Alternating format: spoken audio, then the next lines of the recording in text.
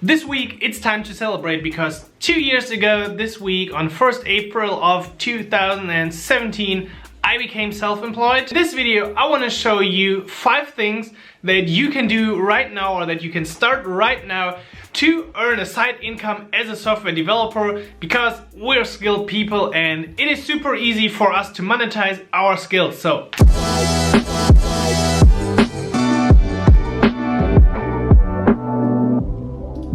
alright everyone, great to have you back. Simon here again, just like every week. And this week I want to do one of those classic like 30 things you do before you turn 30, or 5 things, whatever. But my 5 things are definitely more cooler than any of the things you have seen before, because we're gonna talk specific about what you as a software developer can do starting right now, which is today, which is Monday actually in my case, because of course I need to record this a bit earlier, which you can do today to earn a little side income. So you might be in college, you might be working, you might be an intern at some point, but you already got the skills on which you can build the house of your side income.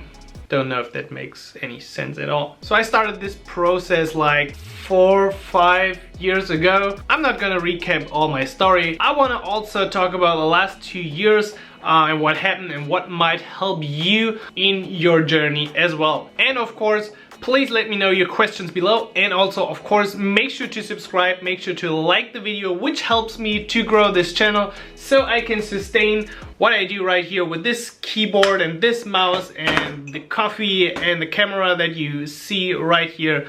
Please subscribe, it really helps me a lot. Nope. Okay, my first tip is to be findable. Actually, I previously called, when I wrote the outline for this video, something like be an expert, but I feel like that this be an expert is somehow negative affected for some of you, especially for beginners, which think like to become an expert it will take me years in software development. And it's actually true, you know, to become an expert it really takes a lot of time. So I'd rather think that more important is that you are somehow findable. For example, I found this cool guy on Instagram recently, and I don't know if he's watching my videos. I guess very likely not, because I think he's pretty busy. So he's called Fidalgo Dev. So that's him basically with 20k followers. Pretty good for a software developer on Instagram. He's basically building up his own portfolio.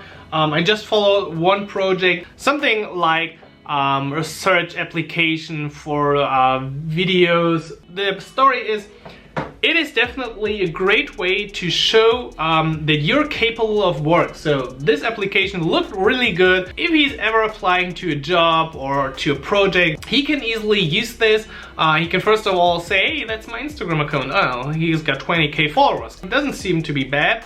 Then you got this nice project which looks really visual appealing, which is program solid, I guess. You instantly get the feeling that this person is capable of doing the job in a good way. He doesn't have to be an expert at all. He just showcases what he does. Try to, let's say, have a little portfolio site where you link to projects that you've done, which is actually part of the strategy that you somehow need to have anything out there.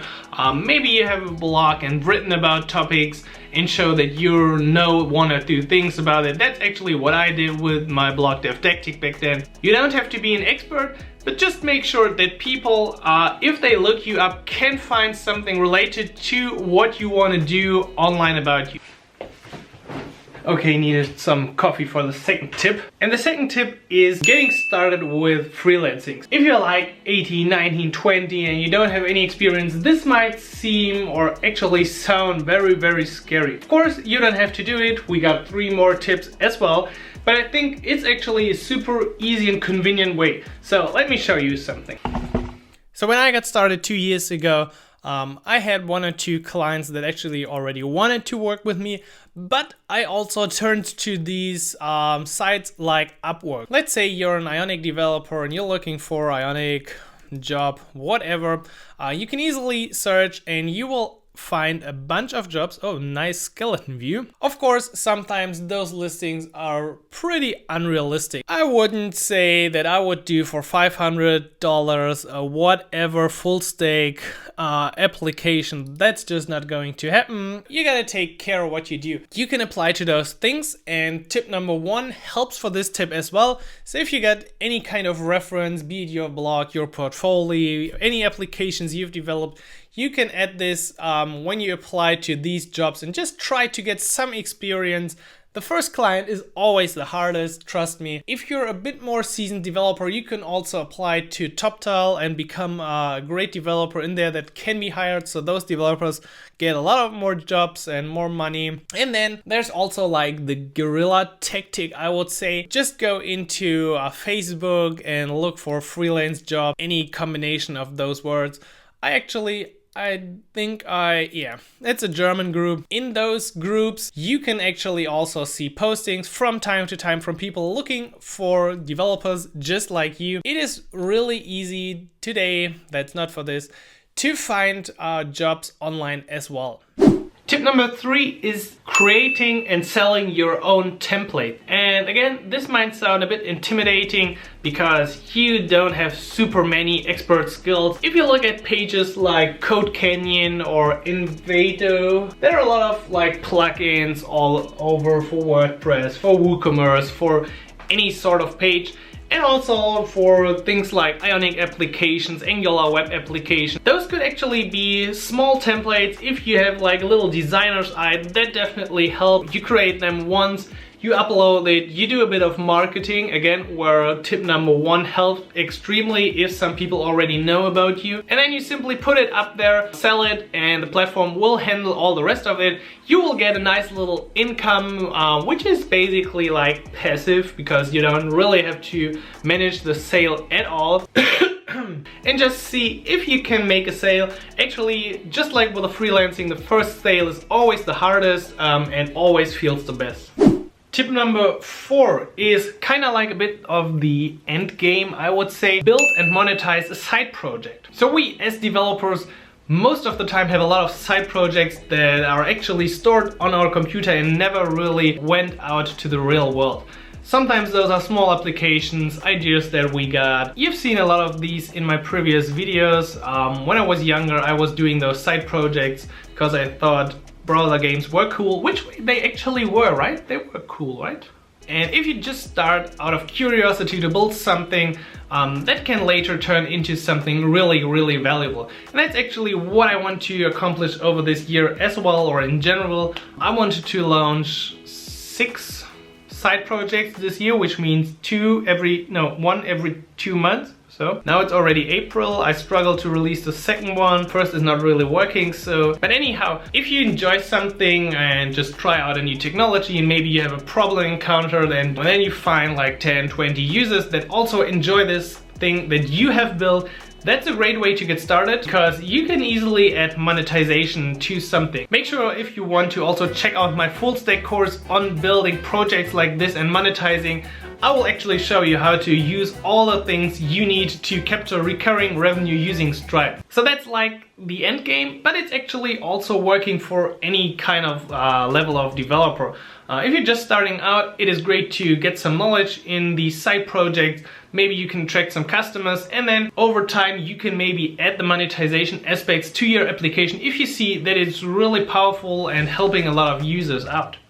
And the final tip number 5 is not what you expected, because my final tip is don't wait and just start today. Why? Because I've seen this over and over again. People love to read about those things. They love to watch videos, maybe just like this perfect guide to whatever. They just fail at the execution that follows right after reading such an article or watching such a video. In this case, I really wish that if you're serious about, if you're like a student who wants to earn some additional income, or if you're working already as a software developer and think, maybe I want to become a freelancer or self-employed at one point, I really want to get started with this, just start after this video, okay? Pick one of those things. Either start by creating your portfolio page, bring up a new side project. If you already got some skills, try to create a little template and see what people really want to buy, and just really do something. Just go out, try it.